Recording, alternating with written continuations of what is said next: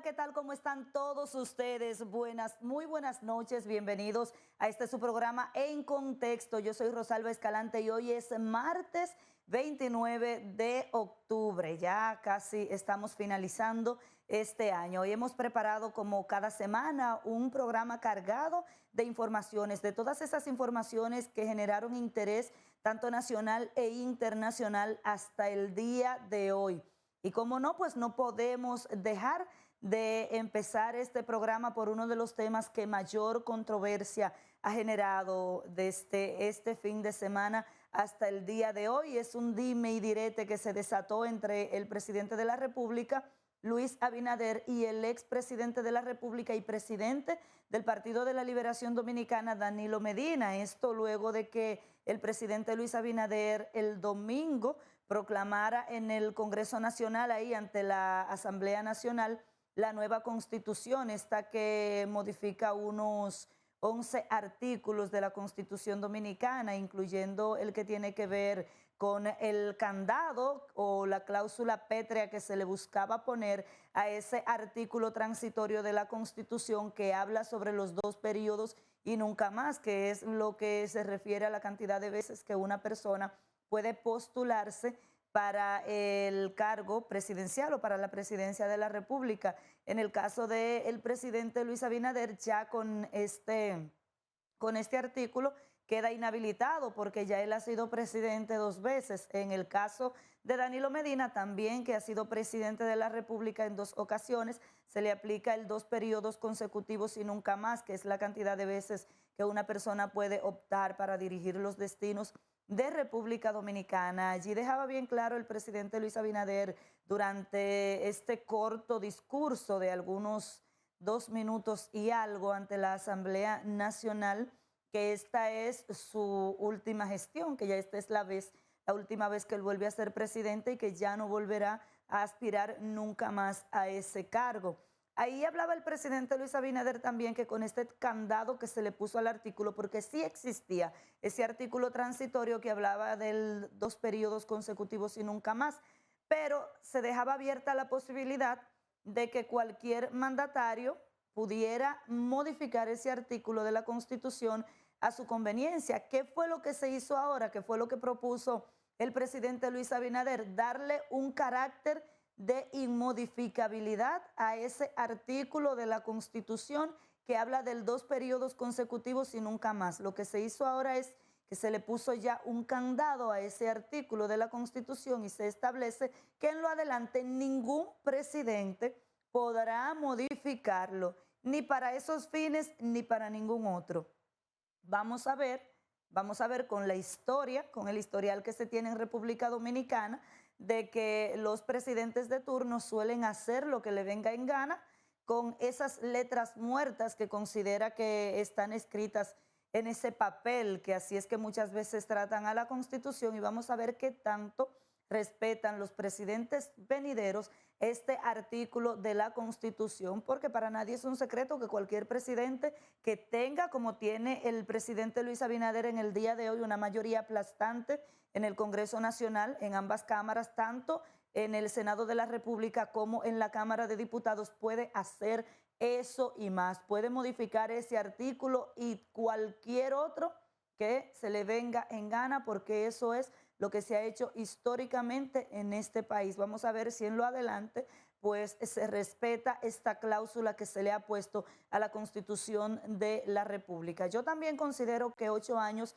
son más que suficientes para que una persona, para que un presidente pueda encaminar hacia el desarrollo del país, pueda llevar a cabo su plan de gobierno, pueda desarrollar algunas obras que en 4 años no podría, porque sí, 4 años es muy poquito, pero 8 es más que suficiente. El que no hizo nada en 8 años tampoco lo va a hacer en 12 y mucho menos lo hará en 16 años. Vamos a escuchar el discurso del presidente Luis Abinader allá ante la Asamblea Nacional el domingo pasado. Pueblo dominicano, quiero comenzar agradeciéndoles a los constituyentes su gran trabajo durante este tiempo y felicitarles por el éxito con el que han completado los trabajos de la Asamblea Revisora, así como a los ciudadanos que se integraron al proceso. Hoy Estamos reunidos aquí para celebrar y reflexionar sobre un hecho que es de enorme importancia para todos. La Constitución reformada que hoy proclamamos, que cambia los cimientos de nuestra historia y define también nuestro horizonte. Debemos recordar que una Constitución no está hecha solo con frías palabras técnicas sobre un papel, sino que es sobre todo el alma de un pueblo, la piedra angular de la nación, la luz que ilumina los caminos de justicia, de paz y de prosperidad, un pacto sagrado, un compromiso solemne que cada generación hereda y transmite a la siguiente. A lo largo de los años, nuestro país ha conocido 39 reformas constitucionales, cada una de ellas bajo la promesa de construir un futuro mejor. Sin embargo, cada alteración ha tenido su costo. Recordemos por un instante los primeros pasos de la República Dominicana en el 1844. Apenas nacida nuestra primera Constitución fue puesta a prueba. A Pedro Santana no le gustó la orientación democrática que tenía y ordenó rodear con sus soldados el Congreso Constituyente para conseguir la introducción del artículo 210 que le garantizaba poder dictatorial y el 206 que le otorgaba 2 periodos de gobierno sin elecciones. Esas dos disposiciones abrieron una puerta peligrosa, una puerta que desató las ambiciones de un poder ilimitado. Desde entonces hemos visto cómo el síndrome de reformar se ha movido entre la esperanza y la desesperanza, entre el idealismo y el desencanto, dejando a su paso una estela de inestabilidad, fragmentación e incertidumbre. Sigamos caminando juntos por esa memoria histórica. Pensemos en cada una de las reformas que siguieron, todas ellas buscando una nueva dirección, una reinterpretación del poder, como en el 1854, cuando se autorizó nuevamente la reelección, y luego en 1858, cuando se prohibió otra vez. Esa alternancia fue el reflejo de una nación en constante lucha, no solo con sus gobernantes, sino consigo misma. Las reformas en 1865, en 1866 y en 1874 fueron parte de un patrón que no cesaba, un ir y venir de cambios que subrayaban la inestabilidad de nuestros cimientos. Y así llegamos al siglo XX, un periodo marcado por gobiernos autoritarios y concentración del poder. Las reformas del 1907, del 1929, del 1934 y del 1937 allanaron el camino para que la figura de un solo hombre extendiera su sombra sobre el país. Las reformas constitucionales de entonces no fueron simples cambios de cláusulas, sino mecanismos que facilitaron la perpetuación de un poder absoluto que erosionó las instituciones, reprimió a los ciudadanos y sumió al país en una penumbra de la cual costó décadas salir. Al llegar la democracia, la caída de la dictadura fue un renacer para nuestra patria. En 1963 se promulgó una nueva constitución que prohibió la reelección inmediata. Una señal que por fin estamos aprendiendo de nuestros errores. Sin embargo, la historia nos mostró que la senda de la democracia no es fácil, que cada avance puede verse empañado por nuevos retrocesos. Así, la reforma de 1966 reintrodujo la reelección y desde entonces hemos transitado un camino de prohibiciones y aprobaciones, de idas y venidas, en un ciclo constante de cambios que ha dejado profundas heridas en el tejido social. Durante demasiados años en nuestra democracia ha estado latente una actitud autoritaria, en donde la voz de todos se sintetizaba en una, la del presidente, y este con frecuencia decidía que solo él podía dirigir la nación. Y aquí estamos hoy. Preguntémonos, ¿qué nos ha dejado todo este vaivén? Nos ha dejado una lección clara. La estabilidad constitucional es más que una aspiración, es una necesidad fundamental para el desarrollo y la paz. La falta de estabilidad en nuestras reglas de juego ha generado incertidumbre y desconfianza, ha debilitado nuestras instituciones y ha desgarrado nuestra cohesión como nación. Cuando la Constitución es tratada como una herramienta de conveniencia, se erosiona el pacto social y el pueblo, testigo de cada modificación, pierde fe en sus gobernantes y en el futuro de la nación. Por eso he promovido una serie de candados constitucionales que garantizan al pueblo dominicano que ningún político del presente o del futuro caiga en la tentación de querer eternizarse en el poder. De ahora en adelante deberán desaparecer los hombres que se creen imprescindibles en nuestra historia, porque la alternabilidad se ha consagrado ahora para siempre y el pueblo soberano deberá defenderla.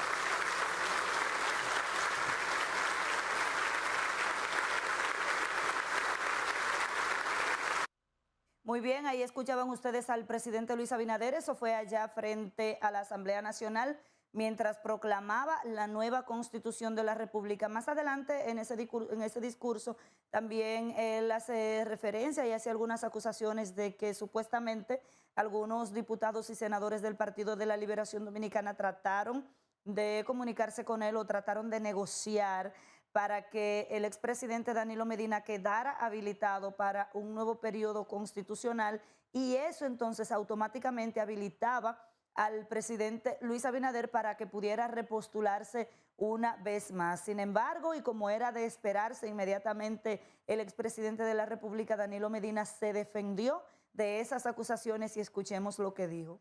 Imaginario. Otro tipo que solo soy yo. Porque con quién negoció él. Además dijo que él es el único que se ha puesto una regla de límite de tiempo. La primera la puse yo en el artículo 124. Porque ese transitorio que estaba ahí, yo lo redacté y se lo di a Reinaldo. Muy bien, ahí escuchaban ustedes al expresidente Danilo Medina y ciertamente, como él lo expresa, él fue el primero en poner esa cláusula, ese artículo que dice de los 2 periodos consecutivos y nunca más. La diferencia que se establece ahora es en ese carácter, como dije anteriormente, que se le da a ese artículo de inmodificabilidad. Entonces ahí niega también el presidente Danilo Medina que se haya comunicado con senadores y diputados del Partido Revolucionario Moderno para habilitarlo para un nuevo periodo constitucional, asegurando que a él no le interesa esto. Pero también el vocero de los diputados, Gustavo Sánchez, el vocero de los diputados del PLD, Gustavo Sánchez, dice todo lo contrario. Dice que fueron algunos diputados y senadores del Partido Revolucionario Moderno quienes trataron de contactarlo a él para que el presidente Luis Abinader quede habilitado, igualmente como quedaría entonces el expresidente Danilo Medina. Vamos a escuchar a Gustavo Sánchez. Palabra trae respuesta. Y el presidente escogió a Danilo y Danilo le respondió como debía responderle. Real, efectivamente, el transitorio para no volver más lo estableció Danilo cuando hizo que Reinaldo redactara ese transitorio del artículo para evitar exactamente que un presidente pudiera reelegirse por más de 8 años, por un periodo adicional. En ese aspecto siento que el acto de proclamación de ayer se convirtió más que todo en un acto poco político. Dejó la solemnidad para hablar como si fuera un candidato, aún él restringiéndose el derecho o el deseo de volver quizás.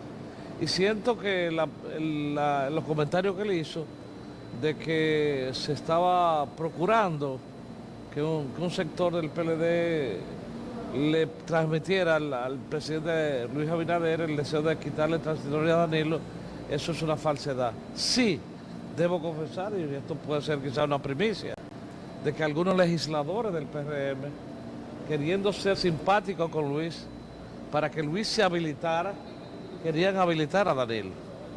Y eso lo digo como primicia. O sea, legisladores del PRM se acercaron a mí, no de manera oficial, pero sí de una cascarita. Pero mira, ¿por qué no ponemos para habilitar a Danilo? Y claro, era para habilitar a Danilo y tratar de tumbarle el polvo a Luis sobre la base de decirle quizás a Luis lo que Luis quisiera oír o no quiso oír. Entonces, eso sí pasó. O sea que la propuesta... Señores, ahí escucharon ustedes al vocero del Partido de la Liberación Dominicana en la Cámara de Diputados, Gustavo Sánchez. Y hay un punto que es preciso aclarar, y es que aunque con este artículo de la Constitución quedan inhabilitados para otro periodo presidencial, para postularse nueva vez como candidatos presidenciales, tanto el presidente Luis Abinader como el expresidente Danilo Medina, esto no aplica para el expresidente Leonel Fernández, aunque también fue presidente en 3 ocasiones, 2 de ellas de manera consecutiva. Entonces, paso a explicar por qué no aplica al expresidente Leonel Fernández, porque cuando se creó este artículo, cuando se aprobó este artículo, ya Leonel Fernández había sido presidente y fue durante la gestión del expresidente Danilo Medina, y como saben ustedes, las leyes tienen un carácter irretroactivo. O sea, por la irretroactividad de la ley, es de aquí en adelante que eso va a aplicar para el expresidente Leonel Fernández.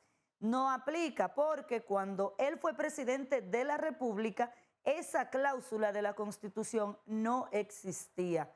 Todavía le corresponde al expresidente Leonel Fernández 2 periodos consecutivos, que sería entonces a partir de ahí 2 periodos y nunca más, en el caso del expresidente Leonel Fernández. Desde la primera parte de este programa estuvimos hablando de los dimes y diretes que generó la proclamación de la Constitución de la República este fin de semana por el presidente Luis Abinader. Hubo ahí un cruce de palabras entre el presidente Luis Abinader y el expresidente Danilo Medina por el tema de la reelección presidencial. Pero también es importante saber qué piensan los dominicanos, qué piensa el ciudadano de a pie de que se haya prohibido la reelección presidencial después de 2 periodos consecutivos. Silvia Grullón nos preparó una historia al respecto y yo la quiero compartir con todos ustedes.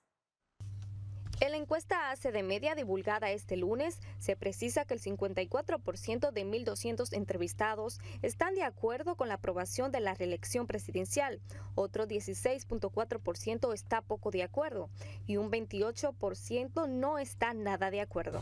En el sondeo realizado el 15 al 17 de octubre, se indica que entrevistados en las regiones metropolitanas, Santiago, Norte, Sur y Este, apoyan mayoritariamente la reforma de la Constitución para prohibir la reelección.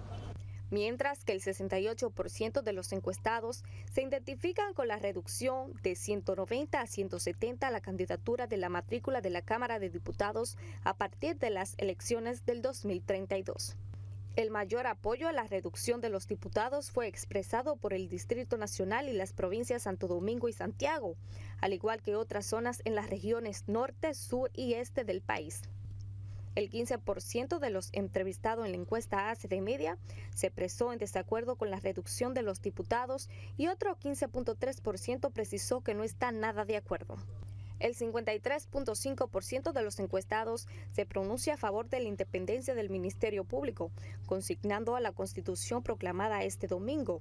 Un 18% se expresó poco de acuerdo y un 22.7% se inclinó por el nada de acuerdo. En la encuesta ACD Media se ha determinado que el 38.1% de la población mantiene su preferencia por el Partido Revolucionario Moderno, un 20.8% por el Partido de la Liberación Dominicana, un 18.1% por la Fuerza del Pueblo y un 0.9% por el Partido Revolucionario Dominicano y un 0.4% por el Partido Reformista.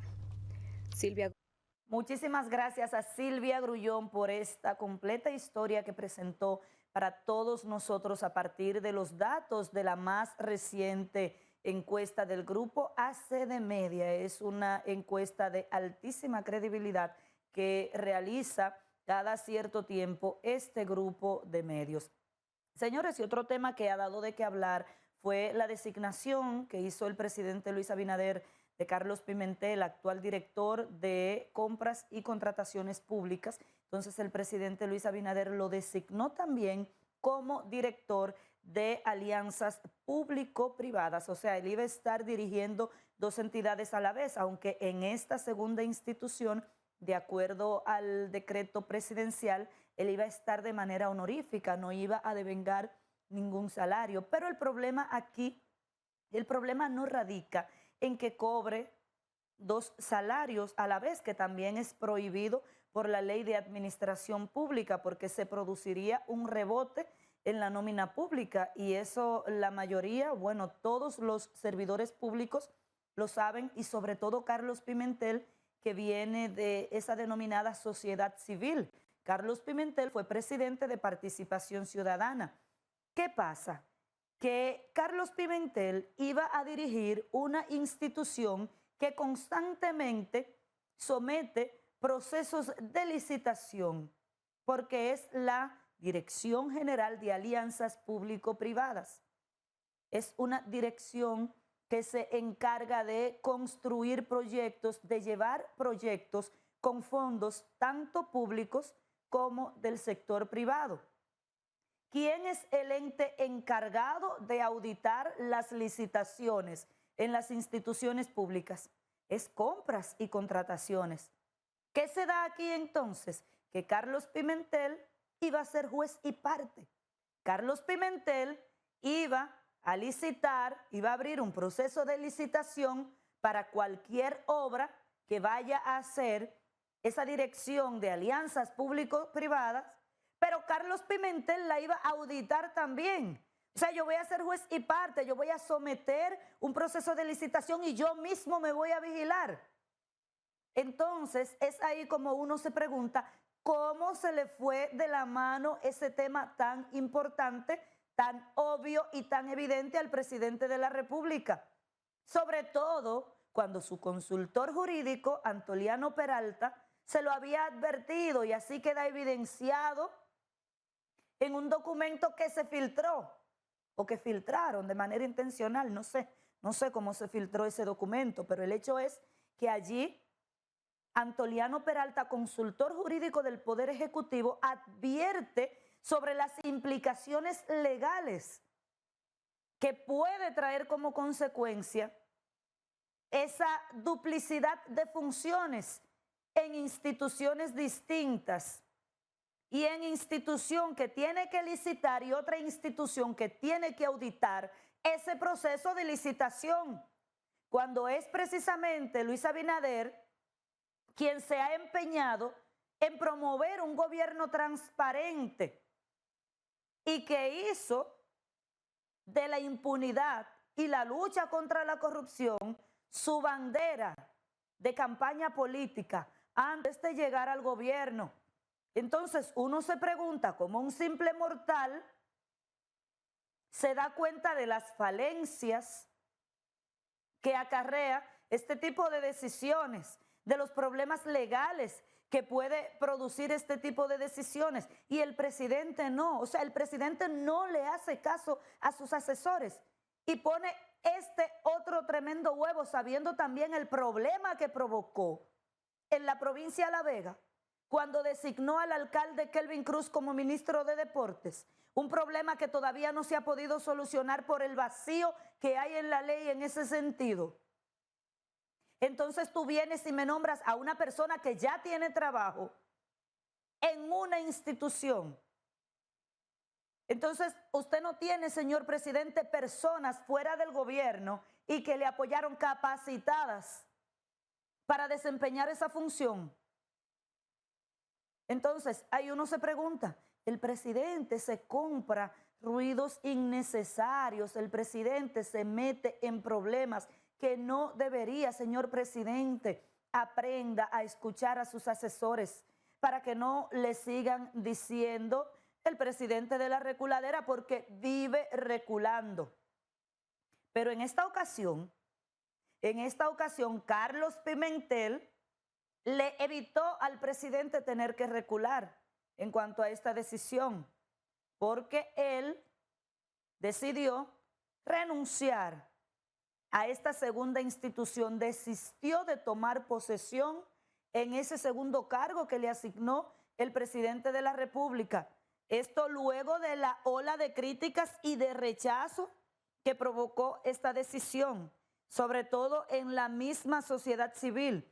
Y aquí tenemos la carta, y me permito leerla, que le envió Carlos Pimentel Blanco al presidente de la República, y dice así: Mi paso por la función pública obedece a un compromiso de servicio al país sin escatimar esfuerzos ni sacrificios para cumplir con mis obligaciones. Desde cualquier posición, mi compromiso siempre será aferrado a la ética y a los valores de un Estado de Derecho. Es por ello que presento formalmente mi renuncia a la reciente designación como director ejecutivo de la Dirección General de Alianzas Público-Privadas. Esta decisión surge después de una profunda reflexión personal y profesional, convencido de que la medida adoptada procuraba vías y mecanismos para eficientizar el gasto público y aportar coherencia institucional. Agradezco profundamente la confianza que usted ha depositado en mí para contribuir con el fortalecimiento del sistema de contrataciones públicas, siempre en el interés de robustecer, eficientizar y optimizar los procesos con racionalidad administrativa y operacional. Finaliza la carta diciendo: reitero mi compromiso de seguir trabajando por el bien de nuestro país, contribuyendo con las metas fundamentales que como nación debemos alcanzar en la administración pública. Siempre en la mejor disposición de servicio. Atentamente, Carlos Pimentel Florenzán. Ahí está esta carta de renuncia que me imagino que lo hizo Carlos Pimentel atendiendo a algunas recomendaciones para evitarle al presidente Luis Abinader tener que volver a darle para atrás a esa decisión, porque no le iba a traer nada bueno e incluso podría tener implicaciones legales, como se lo advirtió su consultor jurídico, Antoliano Peralta. Y ahí está esa carta que envió Carlos Pimentel al presidente y que se hizo pública. Sobre este tema se pronunciaron hoy algunos diputados y senadores, y tenemos un cortecito de algunos diputados que lo preparó Félix Montán. Estuvo conversando con algunos de ellos en el Congreso Nacional. Vamos a compartirlos con todos ustedes. Nosotros hacemos las correcciones cuando es necesario hacerla. Y muy elegante, claro, muy democrática, sobre todo institucional. Un hombre muy apegado a las normas y para evitar los ruidos que pudieran devenir de sus decisiones, esos conflictos de intereses, fue muy atinado esa decisión de él poner a disposición de nuestro presidente ese cargo. Fue un error del señor presidente de la República nombrarlo en dos funciones, porque entró en contradicción con contrataciones y con la otra función que se le asignó. Fue un error y creemos que esa decisión de renunciar fue correcta.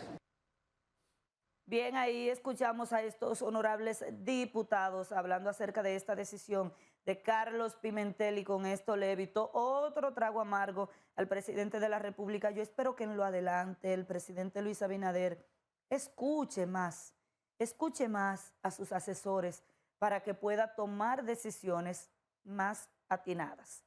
Señores, y anteriormente a este tema estuvimos presentando una historia que se realizó a partir de los resultados de la más reciente encuesta del grupo ACD Media, y esta encuesta también abordó otros puntos, preocupada también por cuáles son los principales males que afectan a la sociedad dominicana, y vuelven los dominicanos a poner en primer lugar el alto costo de la vida y la delincuencia como los males que más les preocupan. Hemos preparado una historia para todos ustedes, Skylin Alcántara, y vamos a compartirla. La encuesta fue realizada entre los días 15 y 17 de octubre con 1.200 entrevistados. El 34% de los encuestados afirma que el alto costo de la población es su mayor preocupación. El 31.4% alega que lo constituye la delincuencia, la violencia y la inseguridad. También el 10.5% se pronunció contra la reforma fiscal. Otro 7.9% de la población se siente preocupada por el desempleo, un 3.6% por la corrupción y otro 3.5% por la migración haitiana. En la encuesta se determina que el 2.3% de los entrevistados se siente afectado por los apagones, el 2.3% por la pobreza y el 0.9% por la educación, el 0.7% por la salud y el 0.1% por los feminicidios. Muchísimas gracias a Skyline Alcántara por esta historia sobre esos principales males que afectan a la población dominicana. También esta encuesta, esta medición que se dieron a conocer los resultados en esta semana, también le preguntó a las personas sobre qué creen acerca de los funcionarios del gobierno y lamentablemente siguen los funcionarios arrastrando este descrédito ante la sociedad y la mayoría de los encuestados dijo desconfiar de los funcionarios públicos. Vamos a escuchar esta historia que ha preparado Nino Germán Pérez. David Collado sigue liderando la popularidad de los servidores públicos con un 59.3%, mientras que en la encuesta de septiembre tenía un 71.9%, lo que evidencia un desplome. La conformidad de la población con la Procuradora General de la República, Miriam Germán Brito, bajó drásticamente en septiembre a octubre. En el mes pasado tenía 55%, mientras que ahora obtiene un 39.6%. El actual ministro de Deporte, quien renunció a la alcaldía de La Vega, obtiene en la nueva encuesta de hace de media un 35.8%, subiendo varios puntos, ya que en la pasada investigación tenía 33.8% en la conformidad de la población. En tanto, Farideh Raful, actual ministra de Interior y Policía, se desplomó al pasar de 39.1 en septiembre a 26.8 en octubre. Otros funcionarios que no alcanzan la barrera del 30% en la conformidad de la población son Carlos Fernández Onofre, ministro de Defensa, Franklin García Fermín, ministro de Educación Superior, Ciencias y Tecnología, Limber Cruz, ministro de Agricultura, y Víctor Actala, quien tiene a su cargo el Ministerio de Salud Pública. Nino.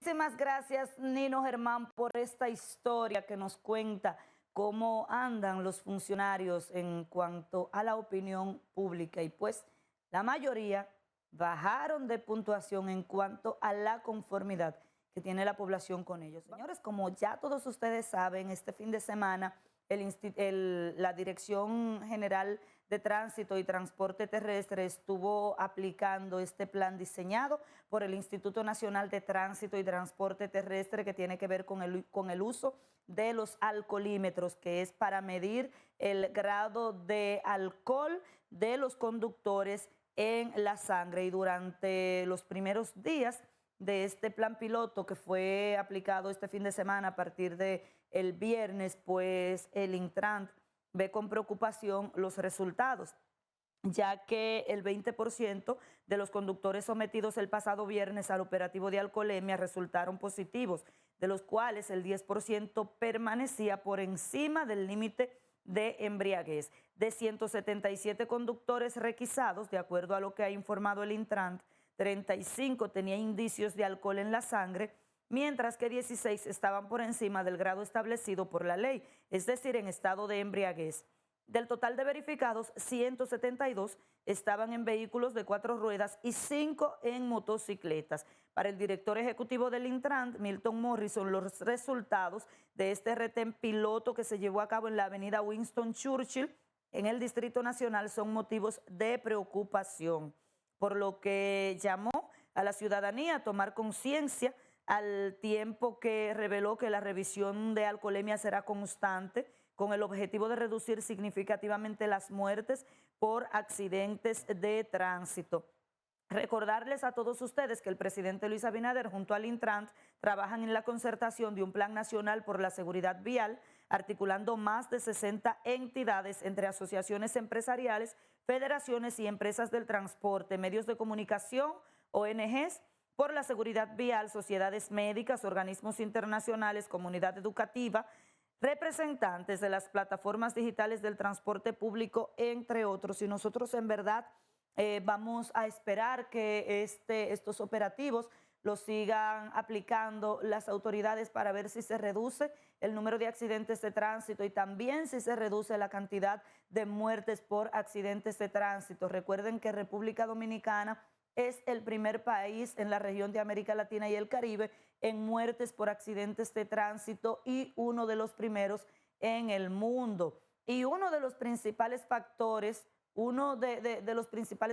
que puede llevar a un accidente de tránsito es conducir bajo los efectos del alcohol, entre otras imprudencias, entre otras inobservancias a la ley que cometen los conductores. Lo que sí nosotros estamos interesados es en saber qué va a hacer tanto el Intran como la DGCET con esos conductores que sean detenidos conduciendo por el límite que es de 0.05 grado de alcohol en el caso de los conductores públicos y de 0.02 en el caso de los conductores privados.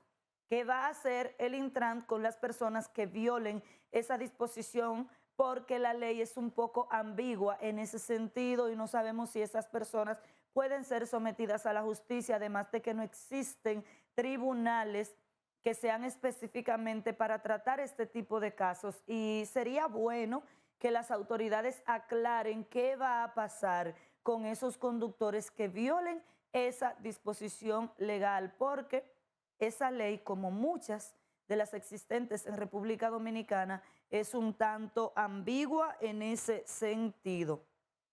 Señores, y hemos estado nosotros arropados por muchos temas que tienen que ver con reformas en diferentes ámbitos. Y ya entonces proclamada la nueva Constitución de la República y retirada del Congreso Nacional el proyecto de reforma fiscal, luego de esta ola de rechazo generalizado que provocó el proyecto sometido por el Poder Ejecutivo, la atención se concentra ahora en otro grupo de reformas. Por ejemplo, se concentra en el proyecto de reforma laboral que ya también fue sometido al Congreso Nacional y que hay un punto de disenso entre los empleadores y los defensores de los empleados, que es con lo que tiene que ver con la cesantía laboral o ese derecho que tienen los empleados cuando son cancelados a recibir una retribución por haber trabajado durante esa cantidad de años para esa empresa. Los empresarios insisten en que se le debe poner un tope de 5 años a la cesantía laboral, mientras que los dirigentes sindicales advierten que van a tenerlos de frente en la calle si se trata de eliminar esa conquista que tanto sudor y sangre le ha costado al pueblo dominicano.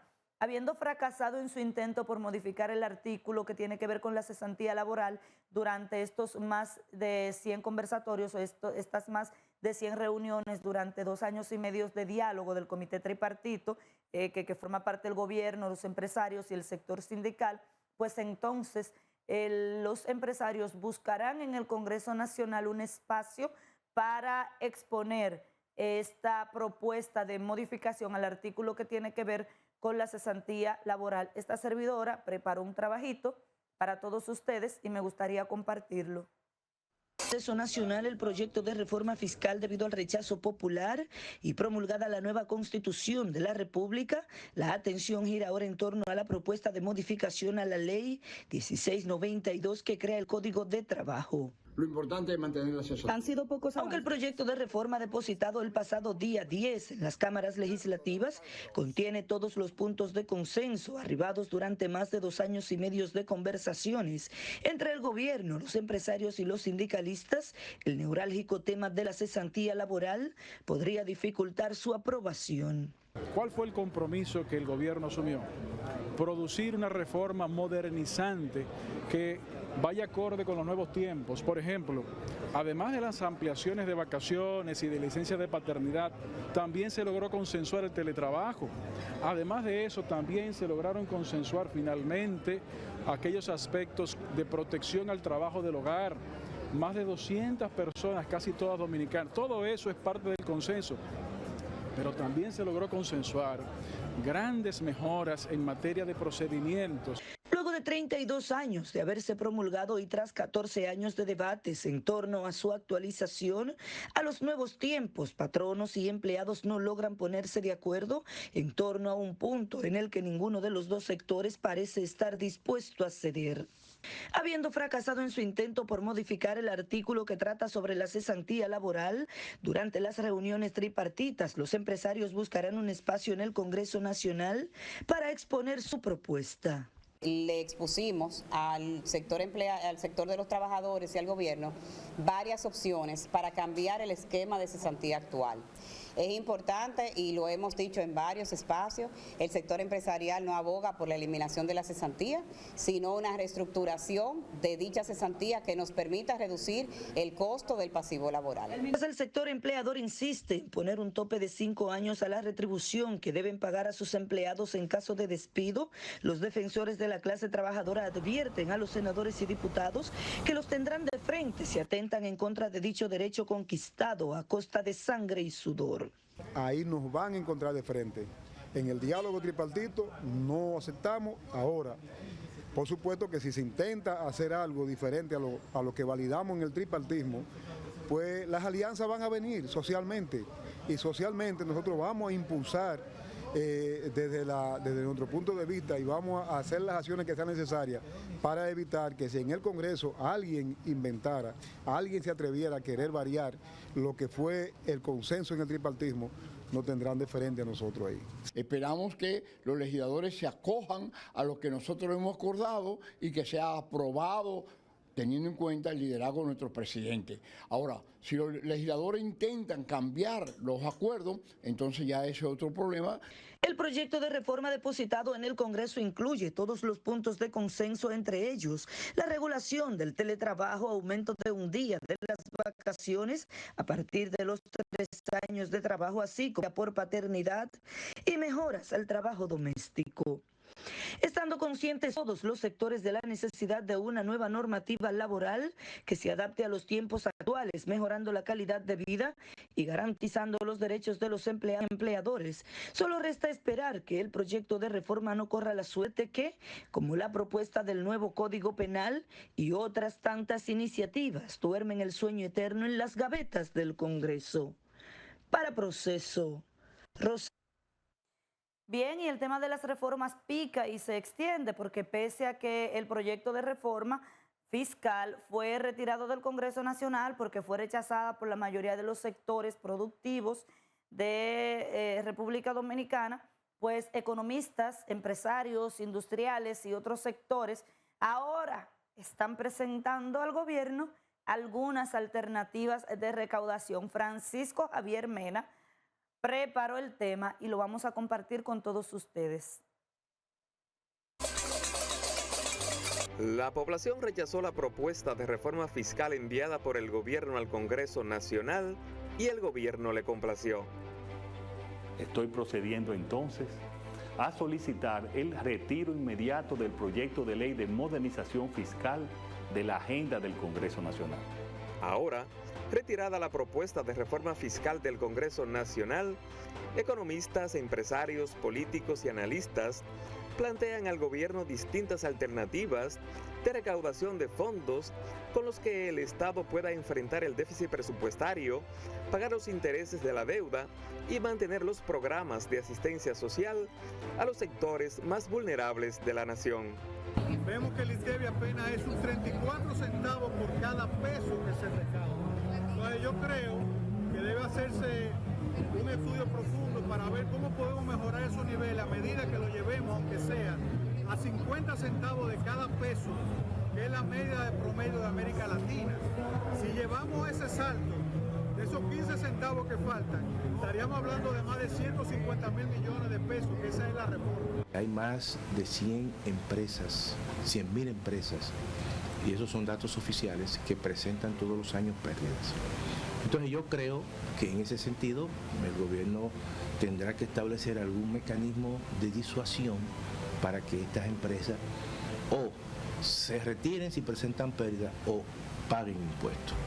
Entonces tú le pones un impuesto de $5 diario por estadía a 10 millones de turistas que nos visitan, que se hospedan en el Hyatt, que paga $1,000 diarios la habitación, le pone $5 porque usan playa exclusiva donde no van los dominicanos y se meten los dominicanos a molestarlo. Ese paquetazo fiscal que querían imponerle a la clase media y a los sectores productivos, lo mejor que hicieron fue retirarlo, porque definitivamente que era un abuso en todo el sentido de la palabra. Las propuestas para un nuevo proyecto de reforma fiscal son múltiples y variadas. Algunas plantean la persecución de los evasores del pago de impuestos, tierra arrasada contra el barrilito de los congresistas, reducir los fondos que reciben los partidos políticos y sacar del gobierno las denominadas botellas que cobran sin trabajar. A Dios es lo que tiene que tumbar los barrilitos que tiene ahí, toda esa cosa del Senado, todos esos privilegios, todos esos sinvergüenza bebiendo agua a costilla de nosotros. Eso es lo que debe de hacer. Con el proyecto fuera del Congreso Nacional, el debate sobre la necesidad de una reforma tributaria sigue vigente, pero el presidente Abinader está cerrado a banda en contra de la presentación de una nueva propuesta. No, nosotros no tenemos una nueva propuesta, realmente lo que anunciamos es que el gobierno tendrá que hacer los ajustes del lugar.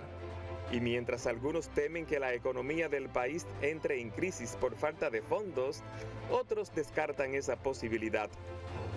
Reinventarnos, y yo creo que sí, que la economía es fuerte. En medio del debate sobre la necesidad de una reforma fiscal que sea justa y equitativa, la población espera que los comerciantes que se adelantaron a la reforma normalicen hacia la baja los precios de los alimentos, mientras por lo menos los choferes seguirán pagando sin alteración la renovación de la placa. Está bien porque supuestamente lo iban a subir a 3,000 y eso se supone que es un abuso. Para Proceso, Francisco. Muchísimas gracias, Francisco Javier Mena, por este completo reporte, y de esta manera nosotros nos despedimos. Y les pedimos a todos ustedes que vuelvan a sintonizarnos el próximo día. Muchísimas gracias por el favor de su sintonía. Que tengan un feliz resto de la noche. Descansen.